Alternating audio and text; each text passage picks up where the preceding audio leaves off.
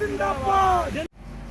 हमारी सेना ने 9 आतंकी ठिकानों को नेस्तनाबूद कर दिया और आप लोगों ने ही अपने टीवी चैनलों पे चलाया कि 21 आतंकी ठिकाने सेना ने चिन्हित किए हैं। पूरे देश को उन्होंने बताया, प्रेस कॉन्फ्रेंस करके बताया कि 21 आतंकी ठिकाने हैं, 9 हमने समाप्त कर दिए।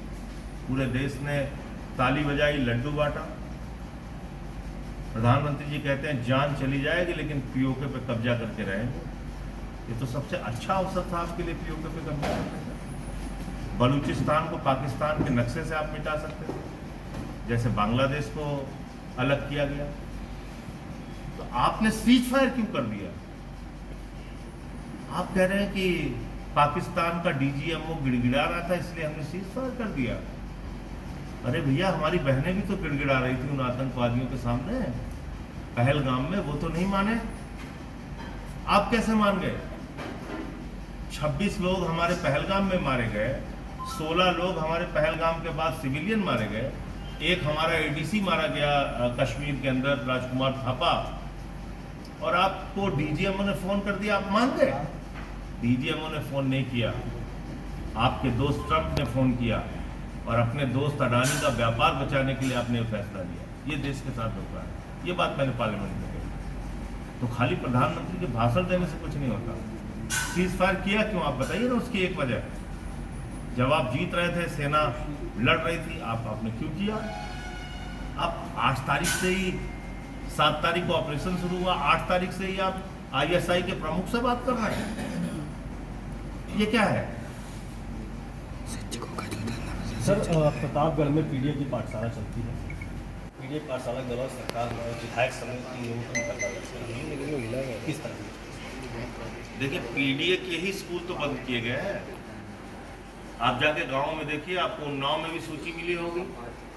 जो स्कूल बंद किए गए वो किसके हैं, कौन किनके बच्चे वहां पढ़ते हैं? पिछड़ों के, दलितों के, अल्पसंख्यकों के, मजदूरों के, गरीब आदमी के, उन्हीं के बच्चे पढ़ते हैं। तो आप समाज के वंचित वर्ग को प्रभावित कर रहे हैं ये फैसला लेकर स्कूलों को बंद करने का। और जैसे मैंने आपको बताया कि इन्होंने कहा जरूर है 1 किलोमीटर से दूर जो स्कूल होंगे अब वो बंद नहीं किए जाएंगे, लेकिन उसका फॉर्मूला जो निकाला है ना, बड़े बड़े वैज्ञानिक फेल हैं। हवाई जहाज से कितनी दूरी है, गांव के अंतिम घर से कितनी दूरी है, मेल से जाए तो कितनी दूरी है। अभी देखिएगा, ऐसा ऐसा फार्मूला निकालेंगे, आप लोग भी चित हो जाएंगे। तो ये है पहलगाम की घटना, उसके बाद ऑपरेशन सिंदूर, अब भारत और पाकिस्तान के बीच में वो तो बच्चे का धंधा है, उसको कैसे बंद कर देंगे? बच्चे का धंधा बंद कर, आप सोच रहे हैं कि अमित शाह जी देश के लिए अपने बच्चे का धंधा बंद कर देंगे? इस गलत फहमी में मत रहिए। जो भक्त मोदी जी के इस गलत फहमी में है, उनको अपने दिमाग से दूर कर लेना चाहिए गलत फहमी। ये लोग देश के लिए बच्चों का धंधा नहीं बंद करेंगे।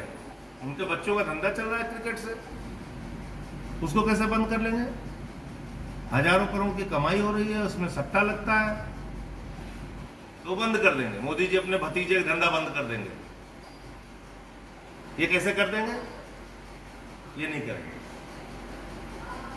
मैच तो होगा। सर, अखिलेश यादव कह रहे हैं कि सरकारों के इंजन टकरार है, बीजेपी की सरकार के आपस के इंजन जो है आपस में टकरा रहे हैं। दोनों इंजन कबाड़ा हो चुके हैं। मैं भी लगातार यही बात बोल रहा हूँ कि मोदी योगी का इंजन कबाड़ा हो चुका है। तो जो उम्मीदें इनसे हैं वो कहीं तो ये पूरी नहीं कर पा रहे हैं।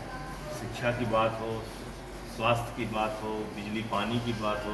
बिजली मंत्री खुद ही कह रहे हैं कि नेता हमको गाली दे रहे हैं, हमारे विधायक। ये तो खुद कह रहे हैं ना बिजली मंत्री कि हमारे विधायक जो है हमको गाली दे रहे हैं। और आप निजीकरण कर रहे हैं उत्तर प्रदेश में। निजीकरण से आप कल्पना कर सकते हैं कितनी महंगी होगी बिजली उत्तर प्रदेश में। जब यहाँ पे अडानी आके बैठ के बिजली देगा तो कितनी जनता को महंगी बिजली मिलेगी, इसका आपको अंदाजा नहीं। इसलिए जो कर्मचारी वर्ग विरोध कर रहा है इसका, हम उनके साथ हैं कि निजीकरण नहीं होना चाहिए। आप अपनी व्यवस्था सुधारिए। एक प्रकरण सर उत्तर प्रदेश में है झांगुर। ये प्रकरण सरकार भी, अखिलेश यादव भी इस पर भाजपा सरकार का तंग कस रहे हैं, कह रहे हैं इतना बड़ा अंपायर जो है झांगुर बाबा का करें, लोगों का इंटेलिजेंस भी है। किस तरह से? नहीं, देखिए, धर्म परिवर्तन अगर कोई जबरन करा रहा है तो उस पर कार्रवाई होनी ही चाहिए।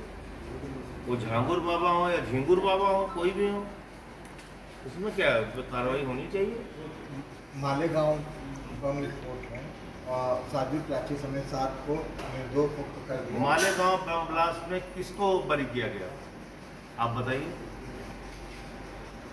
जिसने 26/11 के शहीद हेमंत करकरे को गालियां दी, जिसने राष्ट्रपिता महात्मा गांधी को गालियां दी, जिसने कहा हमारे लिए प्रेरणा के प्रतीक गोडसे हैं, ऑन रिकॉर्ड कहा, और भारत के प्रधानमंत्री ने नौटंकी करते हुए कहा हम दिल से कभी प्रज्ञा को माफ नहीं कर पाएंगे। उसी प्रज्ञा की माला जप रहे हैं पूरी की पूरी भारतीय जनता पार्टी वाले। शर्म नहीं आती? प्रज्ञा ठाकुर के लिए प्रधानमंत्री का बयान है कि कभी दिल से माफ नहीं करूंगा, और उसके बरी होने पे आप क्यों लड्डू बांट रहे हैं? आप क्यों लड्डू बांट रहे हैं? सर एक सवाल, पुनरीक्षण कार्यक्रम चल रहा है, कहा जा रहा है ऐसा पुनरीक्षण कार्यक्रम पूरे देश भर में चलाया जाए। तो मैंने उसकी हकीकत बता दी आपके सामने। एक कुत्ते का निवास प्रमाण पत्र बन रहा है, मरे हुए लोगों का फॉर्म जमा हो रहा है, तेजस्वी यादव का इपिक नंबर बदल जा रहा है, और क्या चाहिए बताइए। जिस तरह से शिकायतें आ रही हैं, लोग कंप्लेन कर रहे हैं, तो आपको क्या लगता है कि जो विपक्षी दल है क्या उसके लिए चुनाव आयोग जाएंगे, क्या रास्ता? देखिए, चुनाव आयोग हम लोग जाएंगे, चुनाव आयोग पूरी गंभीरता से हम लोगों की बातों को सुनेगा, और जब हम कमरे में बैठे होंगे तो हमको बिल्कुल एहसास होगा कि अभी तुरंत ये कार्रवाई करने वाला है, लेकिन बिल्कुल नहीं करेगा। सर टैरिफ को लेकर क्या वहाँ पर बहस चलेगी? आप विपक्ष अब भारत और पाकिस्तान के बीच में इसको वो तो बच्चे का धंधा है, उसको कैसे बंद कर देंगे? बच्चे का धंधा बंद कर, आप सोच रहे हैं कि अमित शाह जी देश के लिए अपने बच्चे का धंधा बंद कर देंगे? इस गलत फहमी में मत रहिए। जो भक्त मोदी जी के इस गलत फहमी में है, उनको अपने दिमाग से दूर कर लेना चाहिए गलत फहमी। ये लोग देश के लिए बच्चों का धंधा नहीं बंद करेंगे। उनके बच्चों का धंधा चल रहा है क्रिकेट से, उसको कैसे बंद कर लेंगे? हजारों करोड़ की कमाई हो रही है, उसमें सट्टा लगता है, तो बंद कर देंगे। मोदी जी अपने भतीजे का धंधा बंद कर देंगे। ये कैसे कर देंगे? ये नहीं करेंगे। मैच तो होगा।